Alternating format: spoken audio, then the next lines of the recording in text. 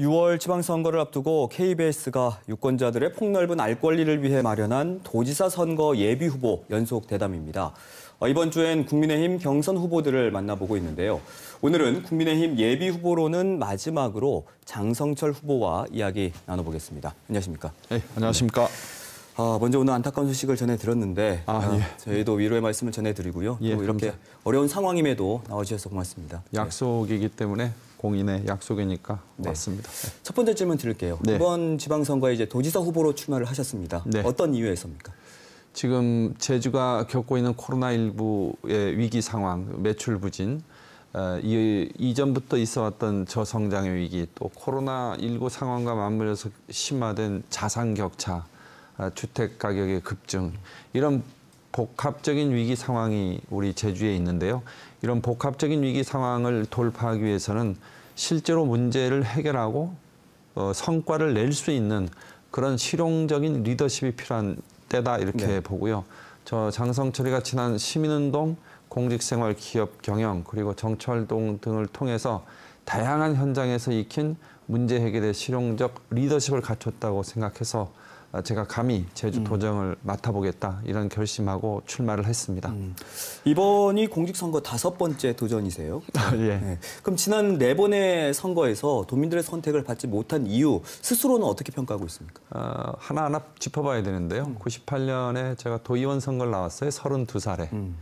그리고 2002년에 제주시장에 도전했는데 본선에 못 나갔죠. 실제로 못 나가고 그 후에 15년이 지나서 사실상 제가 정치를 다시 재개했다 혹은 사실상 정치 입문을 했다는 게 2016년 국민의당 총선인데 그때부터 지금 한 3번의 선거를 치른 겁니다. 그러니까 이번이 5번째라기보다는 이제 제가 지난 한 6년 사이에 4번째 선거를 치르는 건데요.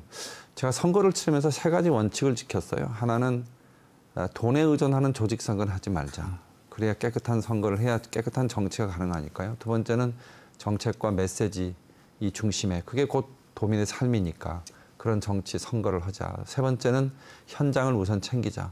이거를 어떤 경우에도 포기하지 않았어요. 2016년 총선, 2018년 제가 도지사 선거인데 제가 꼭 나가고 싶은 선거는 아니었지만 책임 다하는 쳐서 나갔고요. 정말 나가고 싶은 선거 2020년에 한번 제대로 했는데 그 격차가 좀 많이 줄어들었죠. 조금씩 나아지고 있고 그 선거 과정에서 제가 지켰던 원칙과 가치에 대해서 주변에서 좀 인정해주는 그런 여론 또 분위기가 만들어지다 보니까 최근에 제가 좀 지지 여론이 많이 뜨더라고요. 그래서 몇 번의 도전을 했느냐가 중요한 게 아니라 그 과정마다 얻었던 정치적 성과에 대해서 겸손하게 판단하고 도민들한테 맡기고 그런 자세로 하면 되지 않겠나 생각하고 나왔습니다. 출마 선언에서 청정과 공존의 가치는 양보할 수 없는 제주 사회 비전이다라고 말씀을 하셨거든요. 뭐 아시겠지만 지금 제주 사회 오랜 그 딜레마라고 할 수 있는 개발과 보존의 이에 따른 이제 갈등 어떻게 생각하세요? 사실 이제 민선 1기부터 민선 5기까지 원희룡 도정이 들어서기 전까지도 그 청정과 공존의 가치에 대해서 중요성을 부정한 사람이 없었어요. 국제자유 도시라고 하는 프로젝트도 제일 앞에 친환경적 국제자유 도시라고 늘 강조했고요.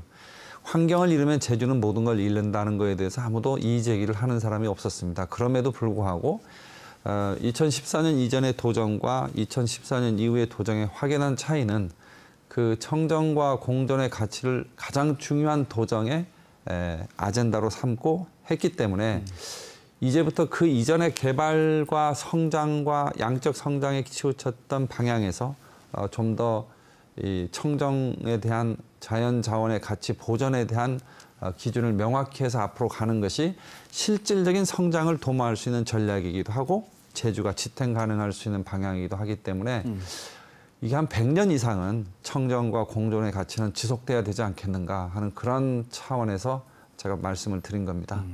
제주 제2공항 정상 추진이 이루어지도록 하겠다라고 하시면서 그 해법으로 든 게 쓰레기와 오수 처리 시설을 확충하겠다라고 하셨거든요. 그럼 이게 그 갈등 해소의 방점으로 두고 계신 건가요? 제주 제2공항에 관련돼서는 전 2가지 방향을 얘기했어요. 하나는 정상적 추진, 그리고 갈등 해소.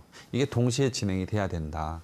근데 그동안은 갈등 해소와 정상 추진이 마치 이렇게 대립되는 개념으로 봤잖아요. 근데 어쨌든 7년 이상의 국정에 대해서 그 프로젝트에 대한 도민적 논의가 있어 왔고 또 재검증, 재조사 용역 모든 걸 마쳤고 또 이번에 윤석열 당선인께서 정상 추진을 공약하셨기 때문에 이 갈등에 관련된 요소를 너무 또 도외시하면 제주가 앞으로 나가는데 좀 지장이 있지 않겠는가. 그럼 갈등의 원인이 뭔지를 봐야 되는데 두 가지라고 봐요. 첫째는 개발하고 뭔가 만드는 거에 대해서 근본적으로 반대하는 분들이 있으십니다. 저는 그런 분들에 대한 정서는 어떻게 해야 될까? 저는 철저하게 귀를 기울이는 게 우선이라고 봐요. 어쨌든 생태 환경에 대한 가치를 강조하는 그 제주 애정을 우리는 귀 기울여야 된다 생각하고요. 두 번째 하나는 이게 관광객이 많이 오면 제주 제2공항 때문에 쓰레기 문제 때문에 제주도가 이거 견디지 못하는 거 아니야 하는 그런 부류에 또 걱정하시는 분들이 있잖아요. 저는 이 부류만큼은 좀 더 합리적인 실현 가능한 쓰레기 오폐수 처리 대책을 제시함으로 해서 그런 우려와 걱정의 목소리를 해소해 주는 것이 중요하고 또 그것이 정상 추진에 뒷받침을 할 것이다. 이런 차원에서 아까 오폐수 쓰레기 정책을 말씀드린 거죠. 그럼 이 공항과 관련해서 갈등을 해소할 수 있는 방안 또 다른 게 있습니까?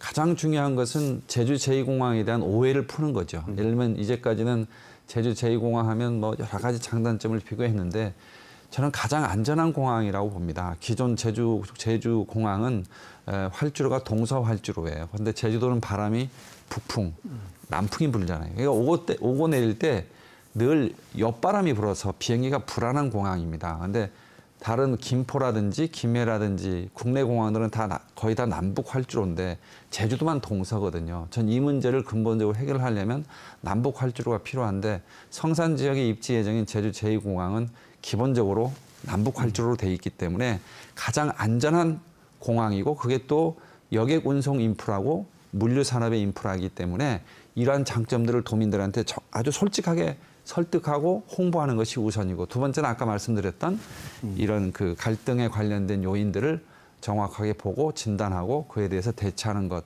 그게 뭐 정상 추진의 어떤 방법이지 별다른 무슨 뾰족한 지름길이 있거나 뭐 묘수가 있거나 그런 건 아니지 않습니까? 네.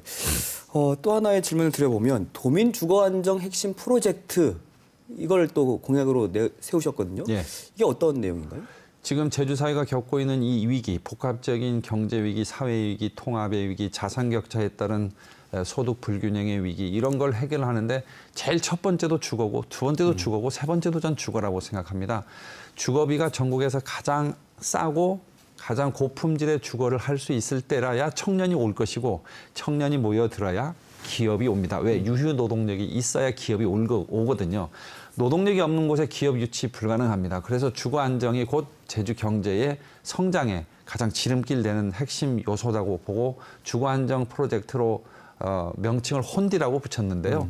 이 주거 안정이 됐을 때라야만 모든 문제가 풀린다. 그런 차원에서 이제 프로젝트를 얘기했는데 세 가지를 얘기했습니다. 하나는 고품질의 고급 임대주택, 영구 임대주택입니다. 뭐 10년 살다가 나가라 뭐 이런 거 아니고요. 영구히 살 수 있는 주택으로 80%의 소득 분위에 사람들이 입주 자격을 줘서 2만 세대 2030년까지 공급하고요. 원도심에 이런 공공 임대주택이든 민간 주택이든 들어설 수 있도록 고밀도 개발을 해서 주상복합 개발을 하겠다 하는 것이 하나이고요. 또 하나는 지난 수년 동안 택지 개발을 너무 안 했어요. 그래서 택지에 대한 수요들이 지금 많이 올라와 있는데 서귀포시 하나, 제주시 하나 정도는 신규 택지 개발을 해서 그 개발 수요에 대한 어떤 대처를 하는 것이 주거 안정 프로젝트의 혼디에 포함된 과제다 이렇게 말씀드립니다. 관련해서 제주도 개발공사의 기능을 떼어내서 네. 제주 도시주택공사를 신설하겠다라고 하셨거든요. LH공사 제주지사가 LH가 지은 임대 아파트나 이런 데 관리를 잘할까요? 아니면 제주도가 만든 제주 도시주택공사가 더 잘할까요?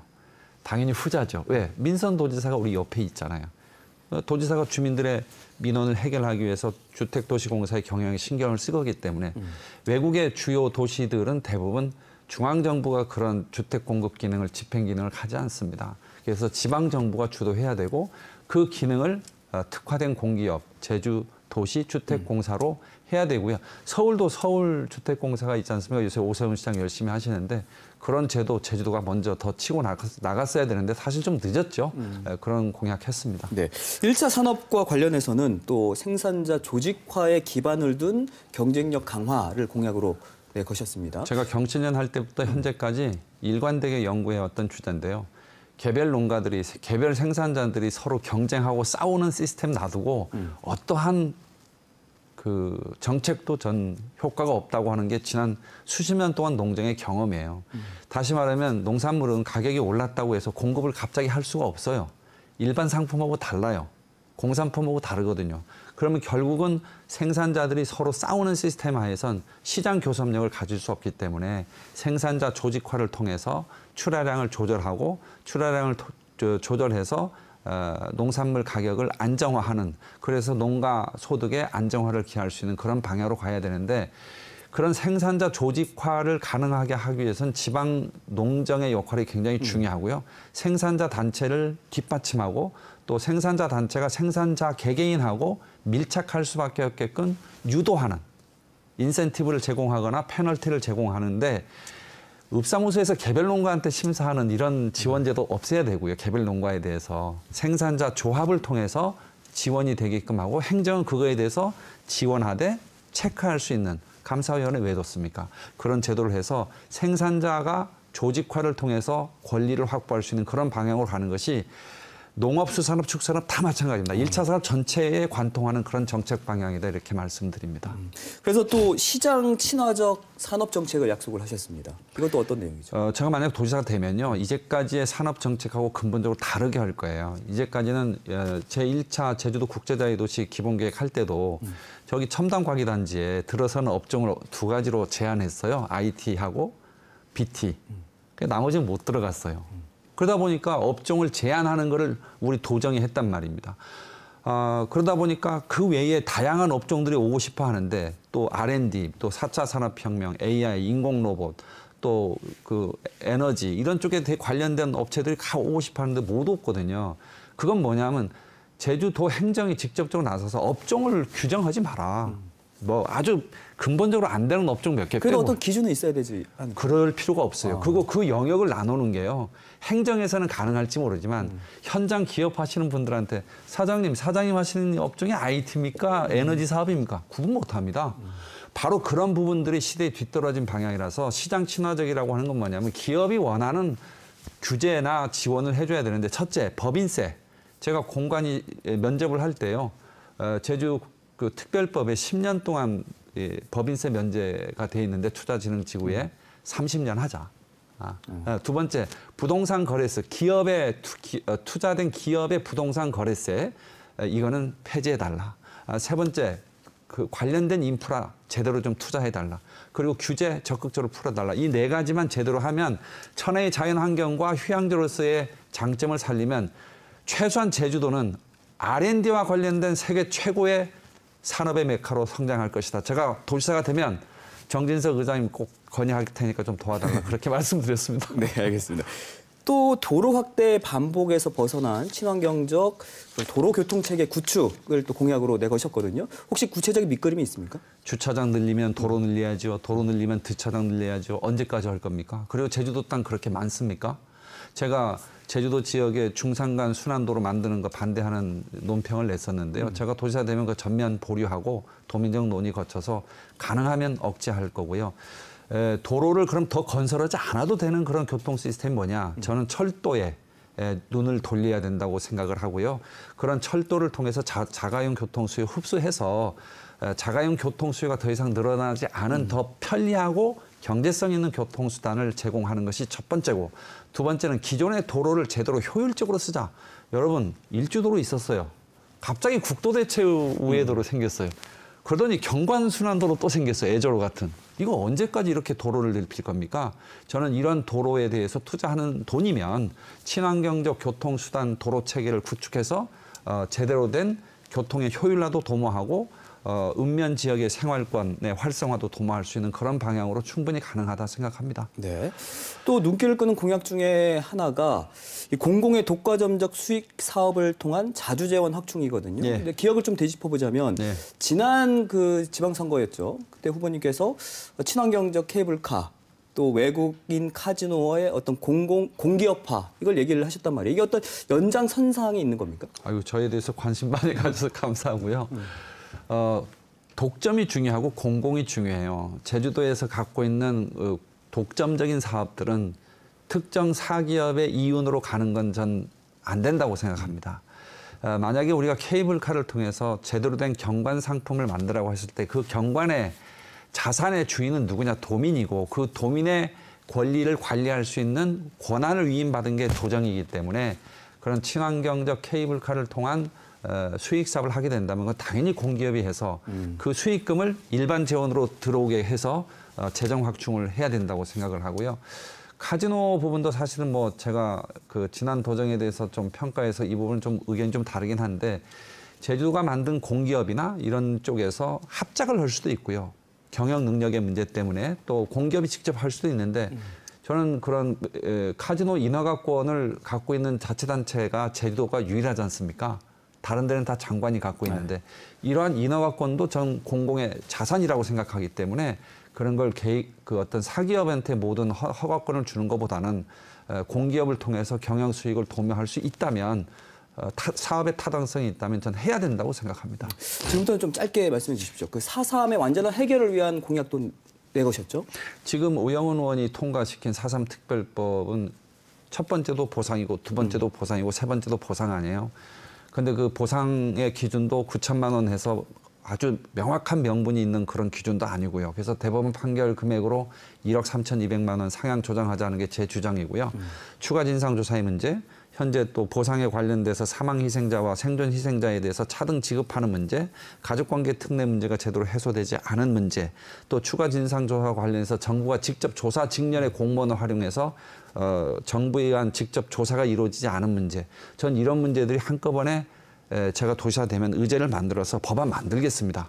오영훈 의원처럼 그 국회의 행안부에 법안을 따라하는 그런 방향이 아니라 도민적 에너지를 모으는 일을 전 도지사가 할 수 있다고 생각하기 때문에 지역의 어떤 국회의원들과 힘을 합쳐서 국회 법안 발의하는 그 과정까지 제주도지사가 좀 주도하는 그런 일을 해내겠다 말씀드립니다. 네. 자, 어느덧 저희에게 주어진 시간이 다 돼버렸습니다. 네. 다른 후보들과 또 형평성을 맞추기 위해서 오늘 말씀 여기까지 나누겠고요. 다시 한번 끝난 거예요? 네, 어려운 상황에도 불구하고 나오셔서 고맙습니다. 네, 감사합니다. 네, 고맙습니다. 네, 감사합니다.